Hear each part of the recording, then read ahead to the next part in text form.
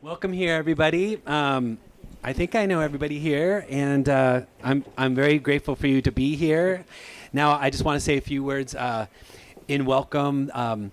The intention of this is it's similar to what I hope I've been trying to do for years, and that is just have a conversation about Ojai, the future of Ojai, an opportunity for questions, and have a conversation, especially with a group like this. I would really enjoy, and I want to say, so to Tara and Majestic Oaks, thank you for having us here. And the 8 years that you've been here have been lovely, and we're so happy. And I hope you buy lots of wine so that she's successful and that Jim and I become more interesting as the night goes on, because it's just going to get better and better. On the table back there, that you see my wife Kate there's holding things up. So those note cards there are for a question. If you have a question that you would like us to answer, she could pass those out, or you can come and get them. And around at 6:30 or so, she'll give me the heads up and sort them out and bring them up, and then Jim and I can answer those things. And I also put on the table, you may have seen them on the website, but recent writing on the relationship with the school district, a kind of a climate action framework that I'm suggesting, but also something you might find interesting in color. The number, this comes from the census data and the Economic Development Collaborative, but the number of people who commute in for work every day and the number of people who commute out, you'll see that chart there. It's striking. It's really, and also you'll see a graph showing the legal spending that we've done over the past 8 years, how little it used to be in the good old days, 8 years ago. And that when we see lawsuits come into the city and how that works, we go way beyond our budget and to meet that. And so our current budget on legal spend is $600,000 for the year. I would love to see that change, but that's the spend for the moment. Also, if you'd like to be on the email list, if you're not already, there's a sign-up sheet right there that you can sign, and I promise not to over-email. So when Jim and I were talking, and he's gratefully agreed, we just have a general framework. It's going to be conversational, and we might just open it up to this cozy crowd. But I wanted to start with this. For anybody who doesn't know, can you just talk about your experience in Ojai, how long you've been practicing, living here, and so on? Well, I know most of you already. So Robin and I moved here in 1987, and we came with a 1 and a 3-year-old at that time, Jenna and Brad. Brad is still here. In fact, he's a contractor in town, Chief Peak Builders, and has 5 projects going in the valley right now. Jenna and her husband, Robert, who are our family doctor, have moved to Tennessee with our 2 grandsons. Close to, in Franklin, which everybody seems to know about. It's a beautiful community, and they're finding it great to raise kids. So we started our kids. I came as a family doctor, joined Carl Gross and Mary Dial, and still am partners with Mary Dial, and Carl is still very active in the community. I've been there 37 years, same office, Ojai Valley Family Medicine Group. Robin very quickly got involved with the schools and has been Bill Wagner and Kim Hoy's secretary, administrative assistant for 27 years now. She's actually in the office right between the 2 of them at Nordhoff. Our kids started at Monica Ross at age 3, and then after 3rd grade, elementary, and all the way through the school district, graduating in 2002 and 2004. In your time here, have you seen changes in demographics, the school, the culture of Ojai? Anything that you can identify? Well, certainly because I've been so involved with the schools from the get-go, not only because my kids were in it, but because I was involved with the football physicals, and I was involved with the musical, and a number of other activities, the music department in addition to the musicals. So first of all, speaking as a physician, when I started, in probably the first 10 years of my practice, I had so many kids in the practice. We had Dr. Williamson, who was a pediatrician and very busy. But my practice was probably 1/3 kids. A whole lot of well baby checks, a whole lot of annual checkups, a whole lot of sports physicals. For 30 plus years, we did sports physicals at our office. And we would do them 3 times a year, and we would have 50 to 75 girls and 50 to 75 boys come in 3 times a year for, initially we were doing fall physicals, winter and spring physicals. And what I've seen, so things that became apparent even as early as the mid to late 90s is the number of kids. Now, I have to honestly say some of it is, as a doctor gets older, his patients tend to get older with him too, but the number of kids that we as an entire office were seeing started to decline.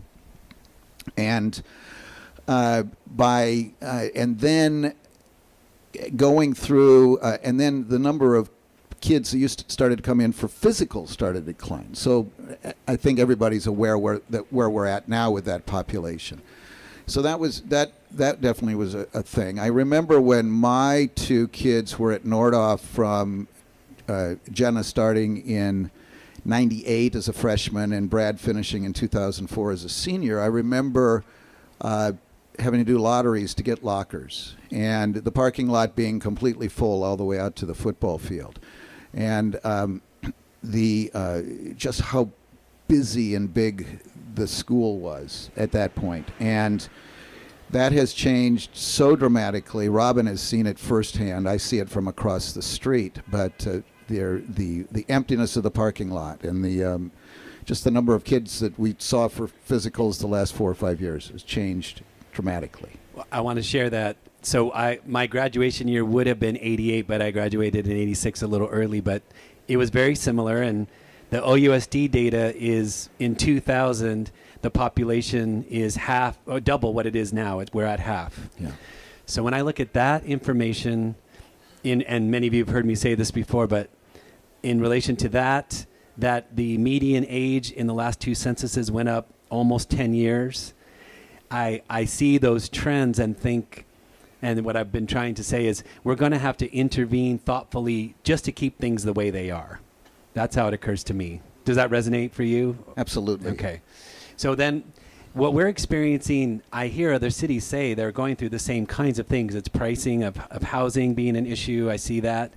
But I would say there's particular things about Ojai, for example, looking at that data again about the number of people driving in and out, that I'd like to do something about the number of people, at least who have to drive out for work, to create more work here that they could stay and work in. Mm-hmm. And the flip side is, again, I'm not saying 1,000. I'm saying a few dozen people moving here who work here now, who are commuting in, whose kids can go to OUSD. That interests me too.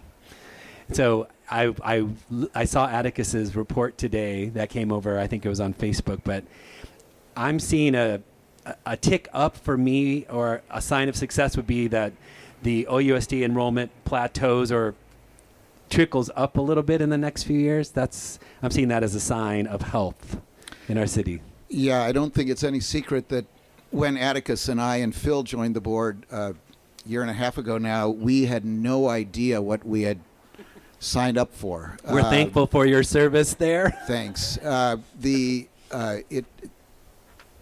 And I think most of you here know what we signed up for now. But so what's happened in the last 18 months, because of a very painful sort of realignment of schools, literally closing 2, although both of the ones that are closed, Miners Oaks is now called Miners Oaks Early Education School, and is very busy with TK and kids under the age of 4.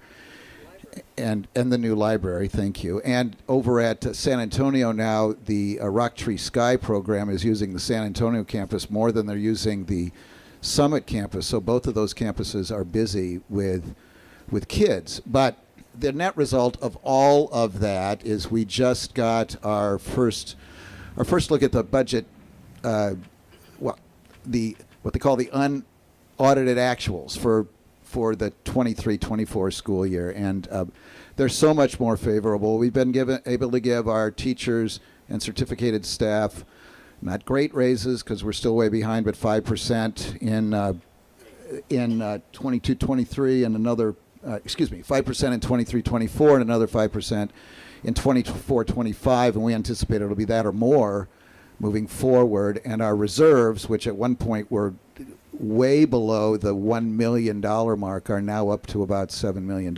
So now I don't want to get into reserves here because there's so many factors, and you have to have 3 years of balanced budgets. It's really a whole nother discussion, but it's much healthier than it was. One of the things that we looked at is there was a study that was done before I got on the board that looked at the projected population of the school district starting in about 2015 and going out till 2035. And that study showed that by 2035 we would be somewhere around 1,400 students in total in the entire, if things continued on the same trend, which a lot of that trend was the increasing age and the decreasing number of students in the valley. And we, this year, our enrollment projection based on that was 2005, and it's standing at about 2020 right now. So we actually went back up, and we saw some students come back from schools that had gone the year before. There's one other thing I want to say, and this is a very important thing, is people say, well, of course your population is down because your schools really weren't very good for a while, and a lot of kids probably went off to private school. And actually the statistics show that back in 2000, about 20 to 25% of the kids went to private school and 80% went to OUSD. And in 2020, it's the same percentage. We're not losing large numbers of students to the private schools in the valley. We're losing large number of kids in the valley. Yeah. I was going to say, some of you probably were there or remember this, but if I remember correctly, it was 2017. There was a 7-Eleven committee about closing a school, and the thought was Miners Oaks because you have Miramani further, west. And I attended that meeting, and nobody wanted their local school to close. Of course not. I completely understand that. So then the thought was do something with the downtown property instead. And we all sort of agreed on that. And then when the proposal came for that, everybody declined that, which was let's have a boutique hotel, which nobody wanted, of course. But so I bring that up to say the problem has been there for a while. And I thought in a way, it culminated to the crisis that, even though it's unfortunate, personally, I saw it as, in some sense, it's a blessing in disguise to reorient and then focus on priorities. So I'm glad you brought up the private school. That's a very easy thing for people to misunderstand are the private schools taking away all the public school students? And the private schools have really not grown substantially. They've remained more or less at their capacity. So I'm glad they're here. But again, I do see Ojai Unified as the public school enrollment I think of as an artery into the culture of our town, the way I think of water. So it's something that, even if we don't personally have school-age children, is something that we would want to pay attention to because we want a community. So one thing about, if we could talk about school quality for a second, Cheryl just did another presentation at the Rotary Club on the Fridays, and she pointed out correctly, I think, that especially when you correlate that with the free and reduced lunches that districts have, OUSD is basically on par and in some senses ahead from some of the other school districts. So it's not that there's a big decrease in school performance. And I will say, and I've said to Cheryl, and she agrees, that doesn't mean the school can't improve. It can. And what I love to do is, there's a piece on the table where I try to say, I would love the city to be a very active partner with the school, a financial partner. I mean, a partner in every sense of the word, not a curriculum partner. It's not the city's job to do curriculum, but it's that, could we work with OUSD to do something interesting with the downtown property that would benefit everybody? Or could we help facilitate cooperation and partnerships with places like Rock Tree Sky or other places? Or some of you know people like Joan Kemper have had this vision for years of having a performing arts consortium.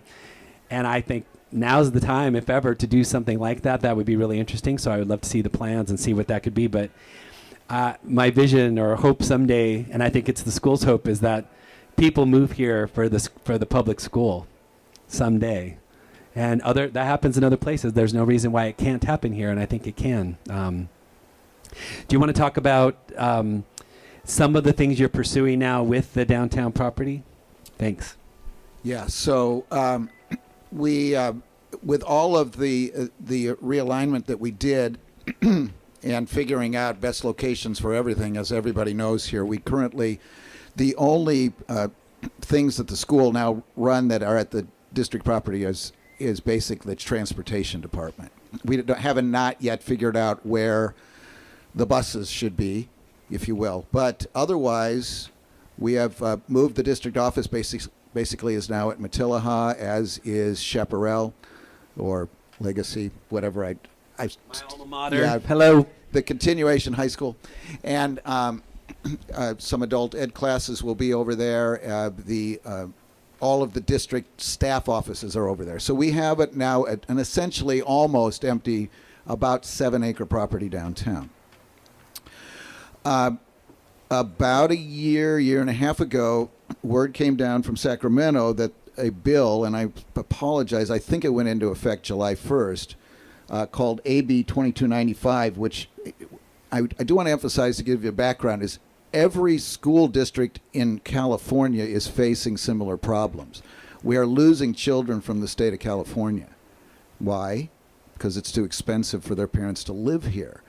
So schools having extra property that no longer has a school on it is not a unique problem. It's a common situation for many school districts in California. And the state wanted to address this and give the ability of school districts that had a property the ability to actually put workforce housing for employees of the school district on those property, realizing that it's those employees that do two things. They bring quality education if they can live in the community. They tend to be younger, and they tend to bring kids into the community. So with that model in mind, and with, in fact, having a property, we started to look into the possibility of putting workforce housing, and that's what the state law says we have to do first, is teachers, both certificated teachers and classified staff first. If they didn't assume all of the housing, if this ever happens, then neighboring school districts, Ventura, Santa Paula, then have second opportunity, and if they don't, then city employees have third.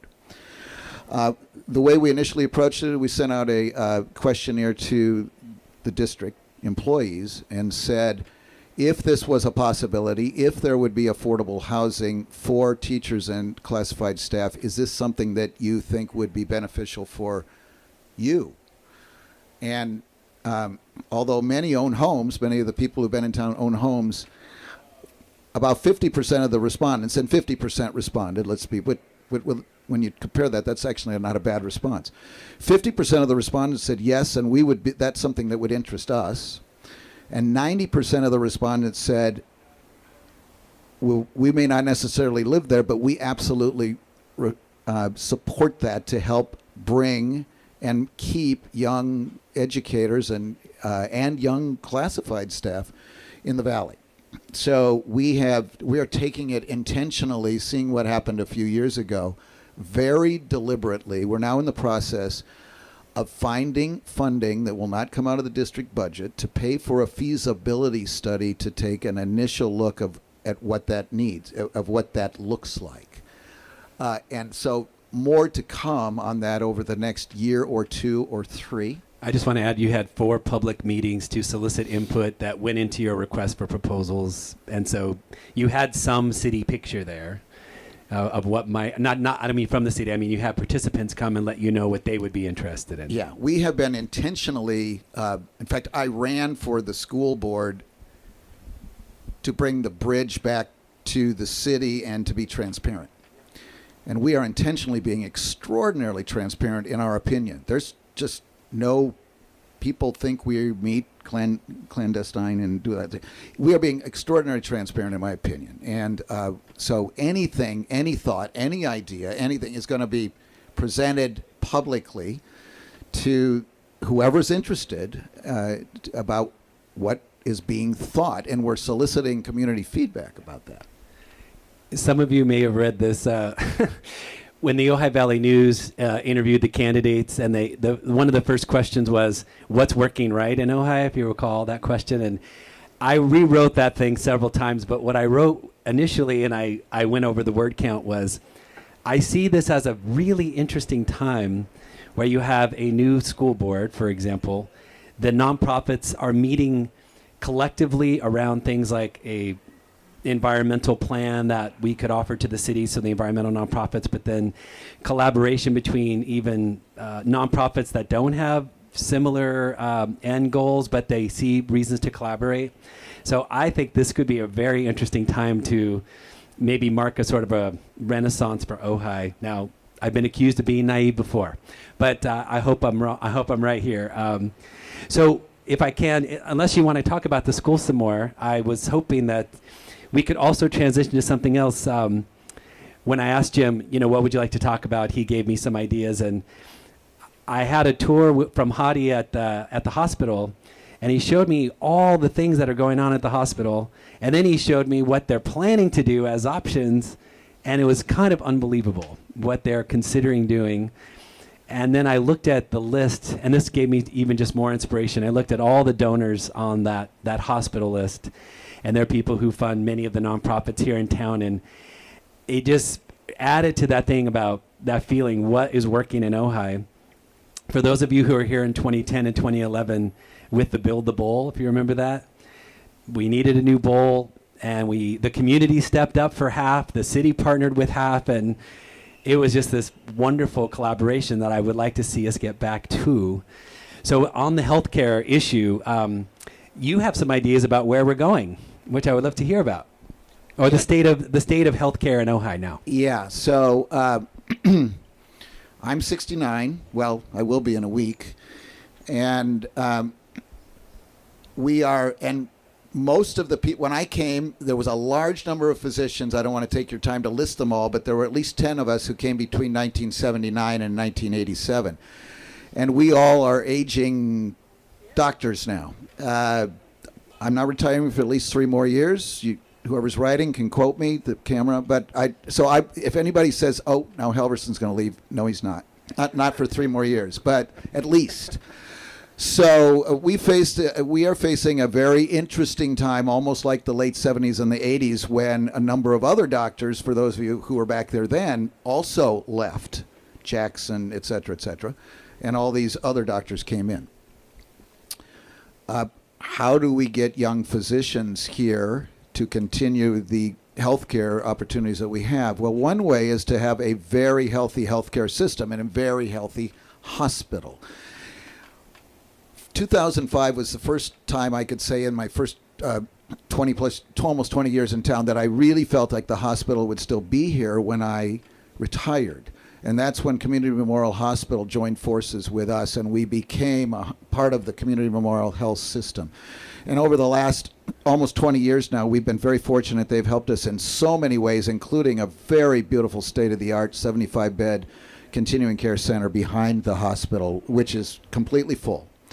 And it's a combination of an acute rehab, a longer-term rehab, and a long-term skilled nursing facility. If you haven't been in it, it's beautiful. We also house our outpatient physical therapy there because, frankly, that building has a 3,000 square foot physical therapy center that is absolutely gorgeous. So, and we've got great other therapists, Kathy Doubleday, Dan Swanner, et cetera, in town. But it gives a third option for people for physical therapy. We were fortunate enough a little over 10 years ago to get Hadi Lashkari come in and become our CAO. Hadi at that time was 30. The story of him is almost like he started in the mailroom, almost like that at CMH right after he got out of college. And he's now been our CAO, Chief Administrative Officer. Think of him as the CEO of Ojai for the last 10 to 12 years, and brought a lot of enthusiasm, fantastic intelligence, and a great way to get along with people.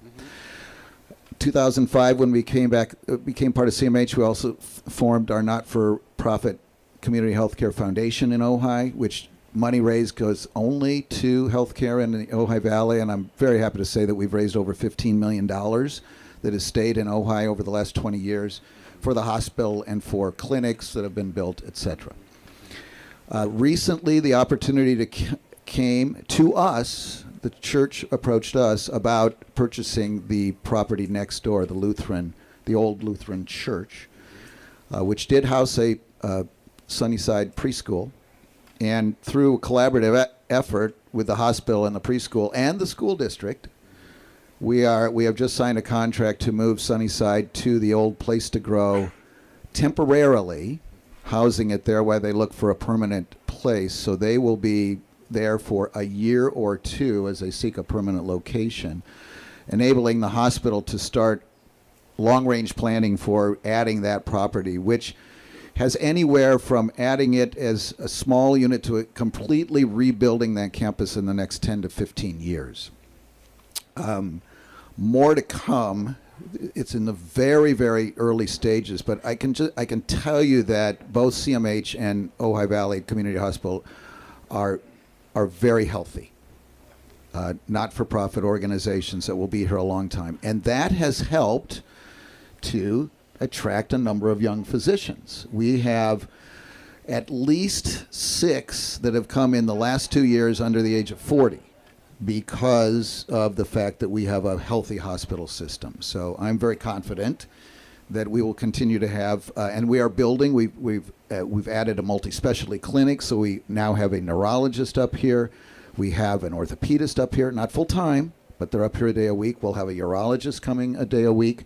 There are lots of opportunities now for specialties to come here too. So I think the future of the hospital is bright. The future of the physicians coming to Ojai is very bright, and the future of healthcare.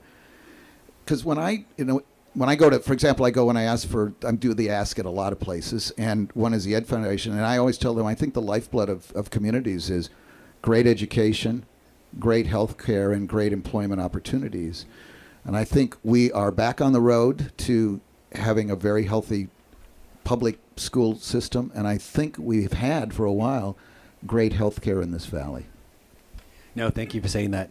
If I could take that conversation and bridge it a little bit with the housing, what I've noticed in the past 6 months paying much more attention to this is that a place like Whispering Oaks, which had, now they're in a lottery, but they had a 5-year waiting list for housing, which I learned. I was surprised to hear how long the waiting list was to get into Whispering Oaks.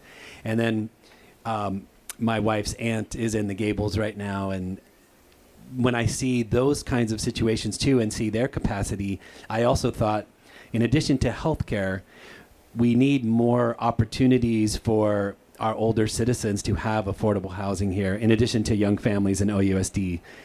So when I bring that up to people, usually people like that idea, and it's kind of a no-brainer in a way to try to expand something like a Whispering Oaks. But are you seeing that at all too? That, as you say, your patients are getting older, but are you seeing housing being jeopardized in the communities that you're seeing, or not so much?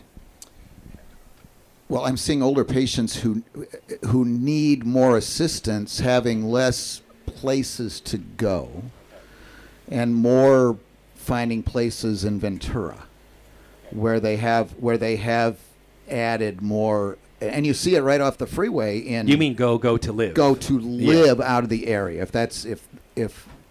So I can certainly answer that, but I think I don't want to. I probably don't know enough to say except that my healthy elderly patients have generally been here long enough to be in a housing they can afford, and as long as they can have the health to stay in that housing, I think that's still doing well. Yeah, no, that's good. And there's been a lot of really interesting conversations that people have brought up with me about expanding our horizon, our minds about what is possible for people who can live on their own but want to live in community. So they brought up examples of places in Seattle where there's a large house that's rented out by a nonprofit where several people live in, or maybe even 10 people live in. And anyway, those are things I would love to have us think about, those as possibilities, is what are the options about communal living for older citizens. I'm interested in that. If I could switch gears now, I wanted to also speak with you about this. It's the arts. And some of you may have gone to the World Dance Festival that they had in Libby Bowl recently, and it was their first annual event. They filled the bowl, and I know the people who do it, and it's just such a wonderful thing. And I'm sitting down there and enjoying the show, and people came up to me. I was already announcing my intentions to run for mayor, and they said, "Art is going to heal this town." And I've heard that many times since then. Art is this thing that we can all come together around, even if you have differing opinions about what should be done. And I took that very seriously. And I thought, and I practice my own arts and my own music and so on. And there's so much to gain out of this. In general, and you may have seen that I want to have an initiative where basically we quadruple the arts funding that comes from the city to artists, and I'm calling it the Ojai Cultural Contribution. But I don't want to bore you with the details about that right now, but as an emphasis. And one thing that I admire about you is we get to go watch you be in plays. And I see you as a very busy person, and yet you're making time to perform. So I wondered if you can talk about the value of the arts for you personally, what you see in the arts in our community, and any encouragement. Sure. So my initial exposure to the arts was through the school district for my kids. And, well, both my kids got to perform in Carnegie Hall twice. I mean, from California with our outstanding music department, which continues to be smaller but still outstanding, with Bill Wagner. And through that and through my involvement with Maestro, which was a not-for-profit organization that supported the music department initially, I found myself quite somewhat involved in the fundraising support, rah-rah, go public school. And we still have that. I mean, if any of you have gone to any of Kim Hoy's dance, and again, I'm just going to speak for the public schools because that's what I represent now. And I love the private schools, too, and I have lots of friends who go there. But Kim Hoy with her dance, John Hoy with drama, Bill Wagner with the music department, are throughout everything that's happened at our school since the mid-'90s, those three staples have continued to just absolutely thrive.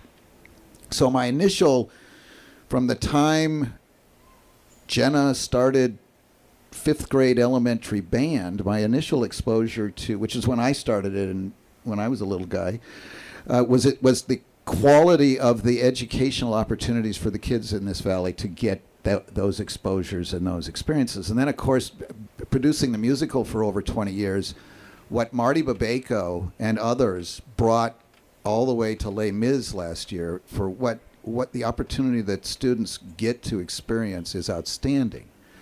Now, my personal experience on the flip side of that is back in 2004, John Slade, bless his soul, came to me and said, we're doing Our Town, and I decided I want to cast people who actually do what the people in Our Town do, and there's a doctor in Our Town, and I want you to do Our Town. And so I did that with John, and I found actually it was fun. And then very soon kind of transitioned into doing musicals. I found that the nice thing about musical theater is people forgive your singing if you act crazy enough. So, and I got to a point where I just found it was such a great emotional release that it kind of became part of my therapy to do some of these shows. Probably the most fun realization, I've told so many people this, is when I realized it, when I said to people, so who do you think is the real Jim Halverson, the one you come see in the office or the one you see on stage? Because hopefully not the Harvey character. No. Although he was the only one who was really sane in that show. I agree with that. But I started to think about it myself.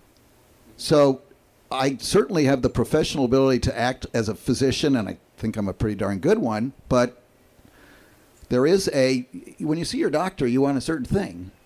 Compassion, caring, etc. I don't have to do that. Expertise. But when you see an actor on stage, you also want a certain thing, and that is that actor is not inhibited. Well, I don't have any trouble with that also. So I've continued to be involved. I support OPAT. I've done some of their shows. I continue to support the music department as much as I can, the dance department, etc. So I think it's vital. First of all, there are kids who got the opportunity who've gone on and have become music educators in high school. The scores of students who participate in public school in music, dance, and the arts, as far as when we talk about test scores, which is a thorny topic, but when you talk about test scores, how do they do? Where do they finish in the class?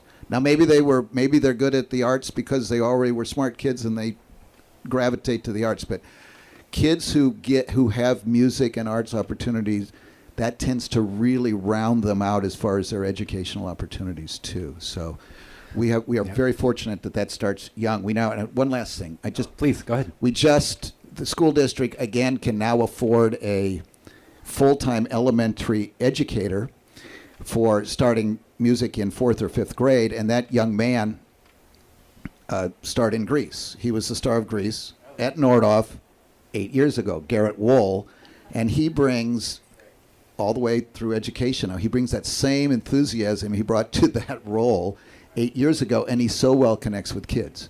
So I think we're going to see a big bump in kids moving through now that the middle school is at the high school, more kids moving through the middle school, and we're going to start to see more kids in our music departments. No, thank you for saying that.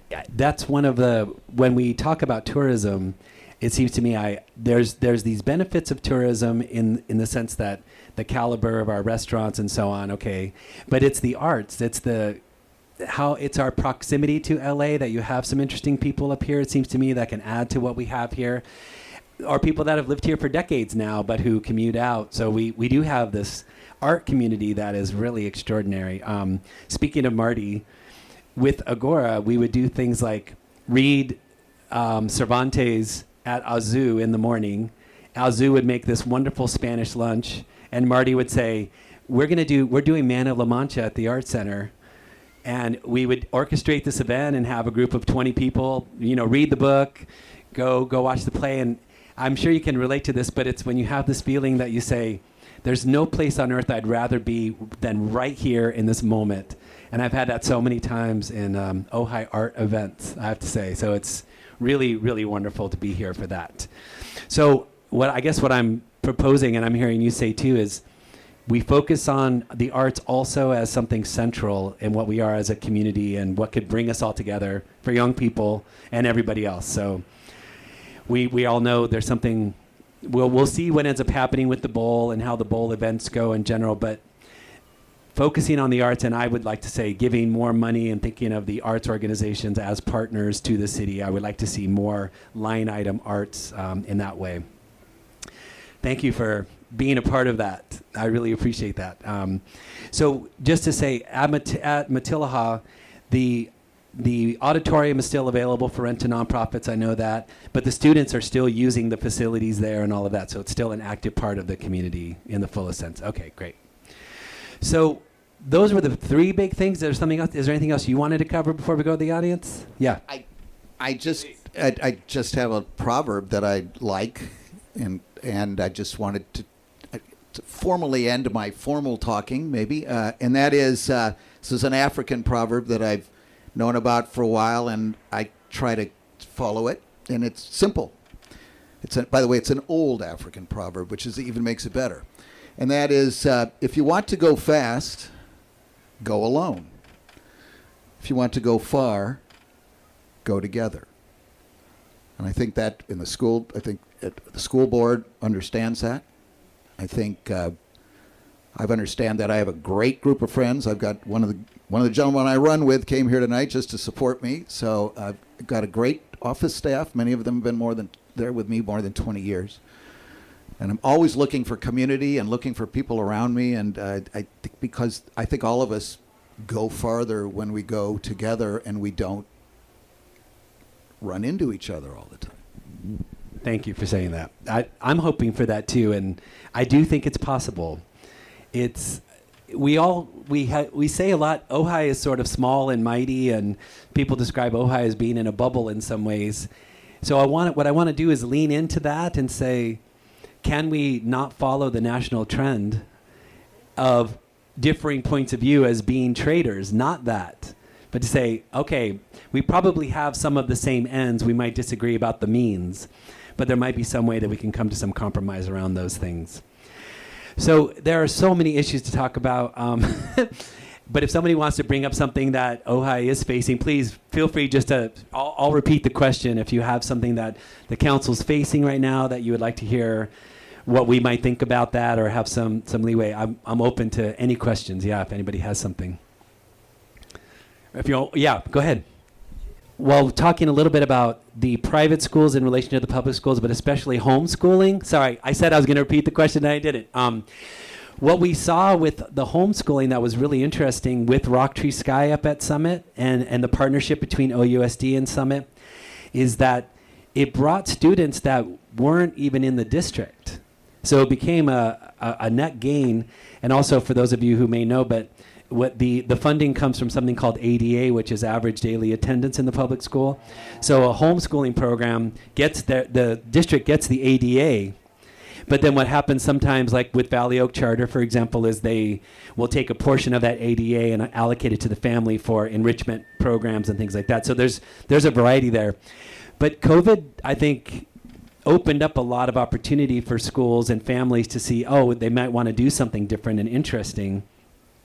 What that says to me is that a school can become or a school district can become very vibrant by offering different kinds of programs. And most people that I've spoken with would say there's not one way that fits for every student. So let's lean into that pretty seriously. The private schools have more leeway in that, but the public schools can do a lot. So Rock Tree Sky to me is a great example of that it's not for everybody, but it creates this opportunity. So part of what I would like to do is help the school in any way I can to say, how can we work on things like zoning or partnerships or negotiations with other organizations that could enrich the school? And I forgot to mention one thing, and then I want to hear from Dr. Halverson, but that the private schools, and I'm pointing to my pal Joy over there, we both work at Oak Grove and have for a long time, but the private schools have done a little bit more in the past to be involved in the community, and I'd like to pull that back in again, where the community service aspect of the private schools were involved in community things in the city. So the way that some cities have student involvement as part of the curriculum in the school, I would love to do that, and I hope I'm in a good position to help influence that, at least at Oak Grove, but in some of the other schools that we have friends with, in some of those other places. So they've been pretty insular, but I'd like to make that be much bigger. Yes, please. So the Ojai Unified School District does have a homeschool program that they work. It's called Summit School, which is confusing because then you think of Summit School. But we just okayed the purchase of 2 vans for Summit School kids who are homeschooled kids that do meet with teachers on a once a week or twice weekly basis. There are over 100 kids in this program, starting, although you can homeschool from TK all the way through your senior year. And we have now are working with, and I say we, think Cheryl Knox and the administration, is working with Ventura College to set up dual enrollment. And so the vans were purchased so that those homeschool kids who are not at a site where they can get in a school vehicle and go to Ventura College can be taken to Ventura College during the day if they have a dual enrollment class. So the homeschool children have as many opportunities, especially in dual enrollment as they get closer to college age, to have those terrific educational opportunities. Ventura College is also extremely interested in working with Nordhoff in particular, and coming and doing dual enrollment classes at Nordhoff. And it's the goal, can't tell you how many credits, but it's the goal that they give the students at Nordhoff High School the opportunity to graduate with a significant number of college credits. I thought the idea was that they could have a semester under their belt if they were diligent about it, something along those lines, but to be determined, I guess. Yeah, please. So I want to hear from Jim too. So just to be clear, the city does not determine curriculum for the school district, not at all. All we would do is help them with facilities and anything like that. But what happened for us when my kids were growing up, No Child Left Behind was really becoming big, and we were at Ventura Charter School helping out to get that school off the ground. But I agree 100%, and I think actually it goes back to the arts and the music program that, in my opinion, music should be part of sort of the core curriculum of every education and not let go of. So what I hope is that there are standards, and that's the system that has come up, but that we would understand that, here's my opinion of how it happened. We started saying, let's test 2 things in No Child Left Behind, math and language arts.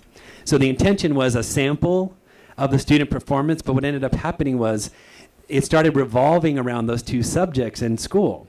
So then all of a sudden, if a student wasn't doing well and eventually funding would be attached to performance, they started cutting other programs and the student would take 2 language arts classes to do better on the test.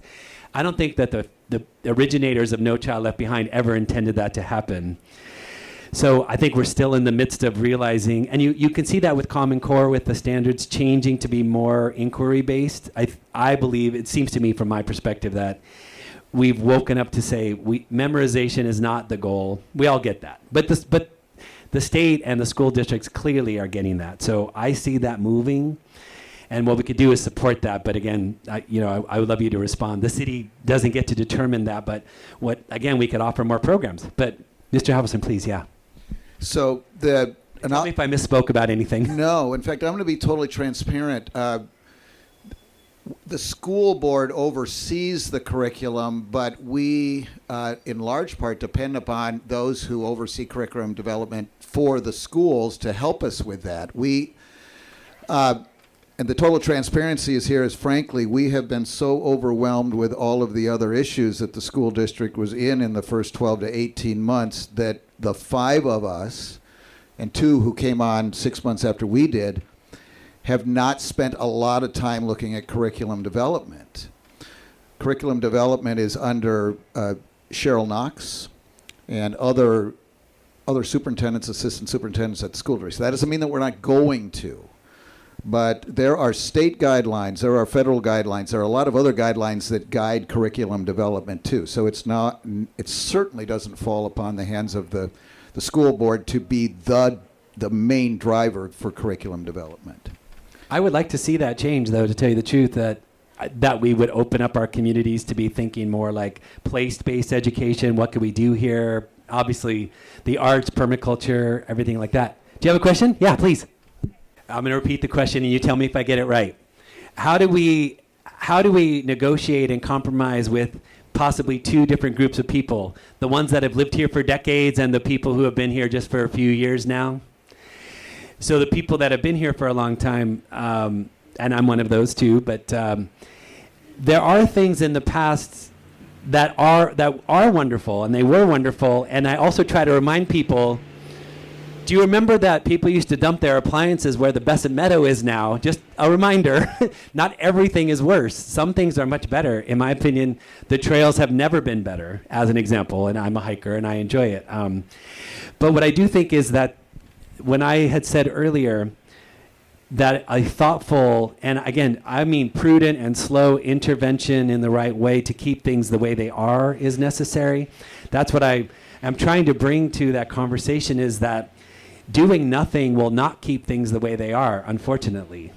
It'd be easier to do nothing in a way, right? But we're going to have to think about doing something, again, with this, I'm going to call it a middle-income family population having to leave Ojai. And any of you who are on social media, you probably see in some of those groups, it's every day somebody says, I was renting this house for 10 years and now they're selling it, or they passed and the kids are going to sell it, and they have every right to sell it, of course. But those kinds of situations, I would like to intervene because I want them to stay here. And so, unfortunately, the answer is some things just necessarily will change. But then what I want to say in a way is a kind of a bridge is to say, we have people that are moving here now that are working remotely. COVID gave us this whole new window of things that can be very interesting. And like we can't afford to eat out that much, but when we do go out, and I go, let's say, to the Duchess in the morning, I see there's all these people working at the Duchess. Some have been here for a long time and some are new, and I think, oh, this is kind of interesting that this is happening here. Now, for the people who have been here for a long time, I want the school to be this shining light. So that was something that we can take pride in. But further, I would love to see the conservation that we have here in the ecology is something that we can really stand behind. And I'd like to lean into the arts, education, and our environment as ways that we can bridge this in together. And when you gave your parable about going slow and going together, when you were speaking, I was thinking, it's getting the community involved in all the decisions that we have, even though it takes longer and it's sort of clunky. And if you go to one of those meetings and you go to this workshop and you go, there's 50 people who want to talk, And you want to give everybody 3 to 5 minutes. You look at your watch and you know how long you're going to be there for, right? I've been there many times, not just as an audience member, but I've been on boards where that's the case. But it seems to me that's what we have to do. We have to get all those sides really heard and go there. Do you have anything to say about that? It just that I'm one of those people of that age group that's been here 40 years, and I feel completely different than that group of people who've been here 40 years who say they don't want to see anything change. I'm excited by change, and change is inevitable, and I think most of the people that I consider friends and people that I'm with are the same. We really are not, well, probably shouldn't use this, NIMBYs, if you will. We really want to see change. So what do I do personally when I saw what was happening with the school board 3 or 4 years ago? No. 9 months before I ran for election, I saw what was happening in the school board in the city and all of this. It was just awful. I just looked at my wife and I said, I just can't watch this anymore. I need to get involved. And I think that's what we need. We need people like you who are here who get involved thoughtfully, respectfully, and try to work together to move along farther rather than knocking heads all the time. Now, I just want to say one last thing, which is I'm not interested in having thousands of people move here or interested in just in building every opportunity. Not at all. My interest would be, we have several projects in the works now already approved. So I'd like to say, let's watch those things happen. Let's see what their effects are. But then these projects are slow. I mean, slow by design, and I'm happy for that in a way. So then what I'd like to say is, let's initiate the investigation on some new things. Again, maybe it's expanding Whispering Oaks, maybe it's something along those lines, but I think what OUSD is doing on that property could be a wonderful thing. I happen to know of some workforce housing projects that there are some employers that are interested in. I'd like to hear their proposals and wonder about that. And even when people are lamenting and wanting the old days around traffic and traffic reduction, I want traffic reduction too. And I see one of the aspects of traffic reduction being, let's get commuters here and not having to drive as much. So that, and there was another question back here. Yes, go. Let me repeat your question. You tell me if I get it right. If we think of all the acreage at the downtown property, how much of that would be envisioned to be used for the workforce housing, the affordable workforce housing? And couldn't some of that property be thought of or used as an art center instead of a boutique hotel? Did I get it right? Yeah. Okay.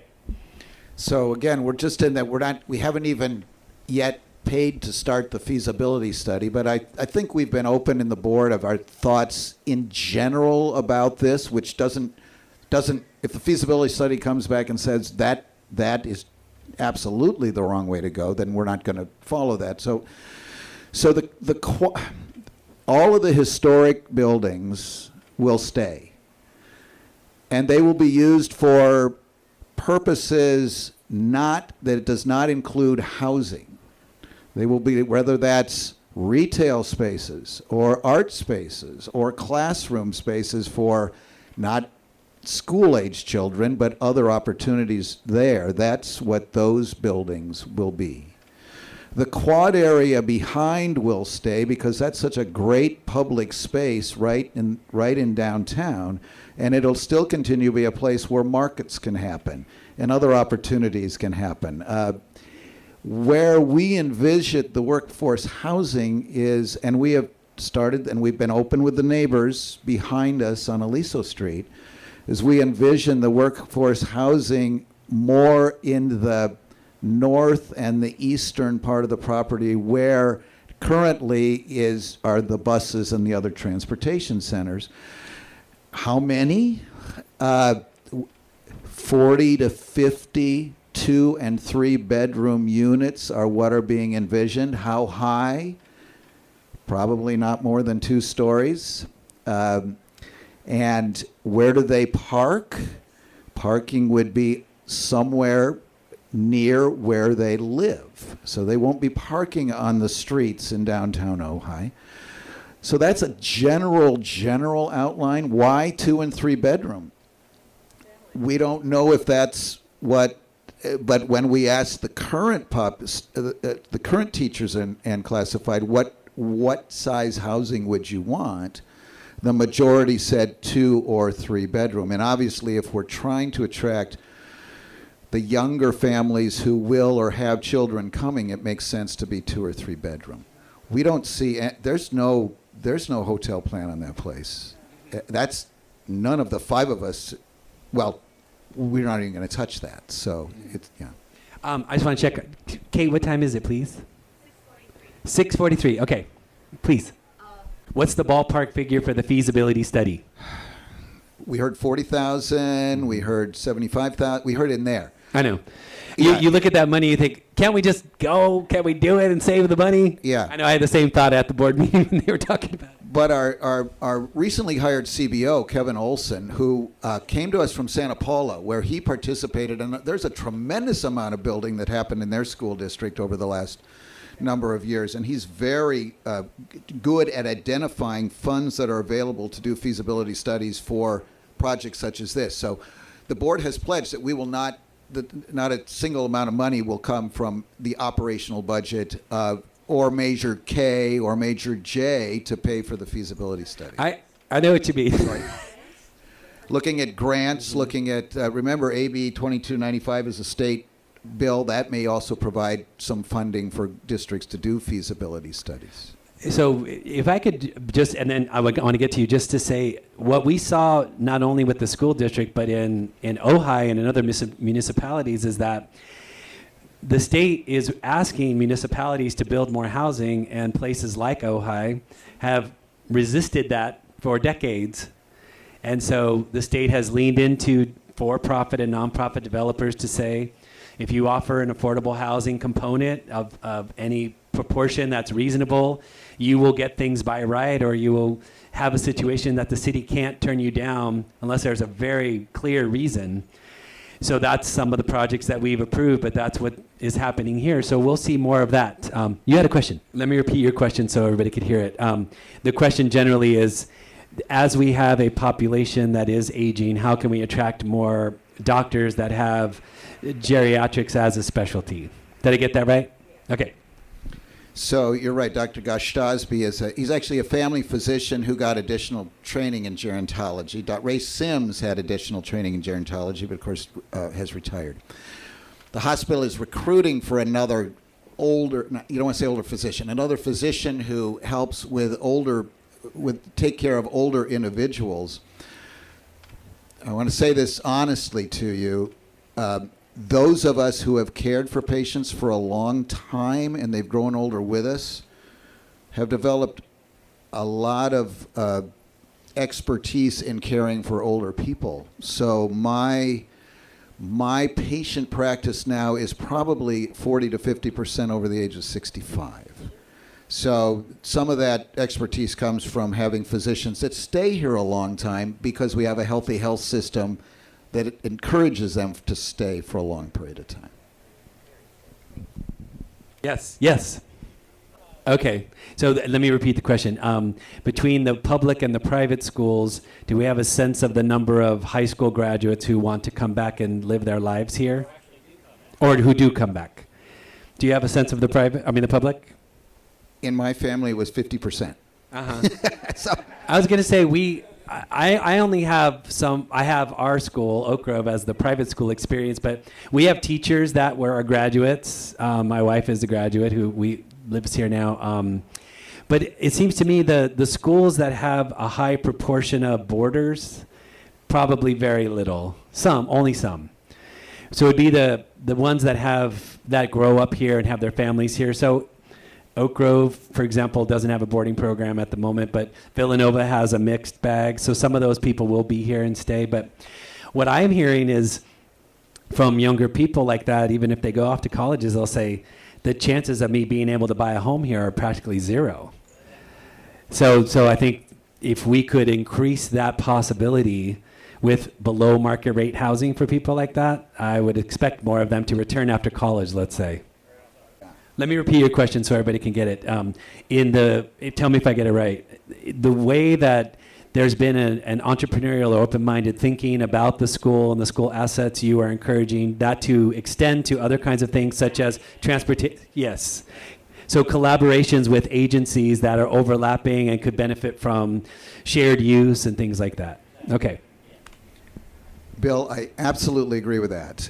In fact, we did approach the county about just when you turn north off of El Roblar to go up 33 on the right is a fairly empty, and they said no. It was a place they may have to stage for future problems on 33, et cetera. But I think that's an exception. I just think that is the county at that moment repairing Highway 33. But I absolutely agree, and I know that there's a space available in the community where we could put our transportation system and in an area where it's basically designed to house autos and buses and not bother the neighbors. Yeah. Absolutely. I agree with that. Yeah. Well, I want to add to what you're saying too, which is especially in the last 6 months, what I have come to learn more than I suspected was that the relationships between our city and other agencies is not what it once was. And that would be Caltrans, Casitas. And I'm not saying all of them have been terrible, but they're not as good as they have been in the past. So what I would love to do is build those relationships pretty seriously to say, we're partners in this, in water, in transportation, in land use, et cetera. How can we, become pals, figure out how to work together seriously, and that we're meeting a lot. And so I think that the school, I'm hearing that there's more of that now than in the past, and I'm very pleased to hear that. And whatever ends up happening, I hope that's the trend, right? As we see collaboration is the only way to go here. And so I love that. One last question. Yeah, please. Yeah, so I'm just hearing other examples where the spirit of that collaboration could collapse multiple facilities that are doing the same function. That just makes fiscal sense. It's good collaboration.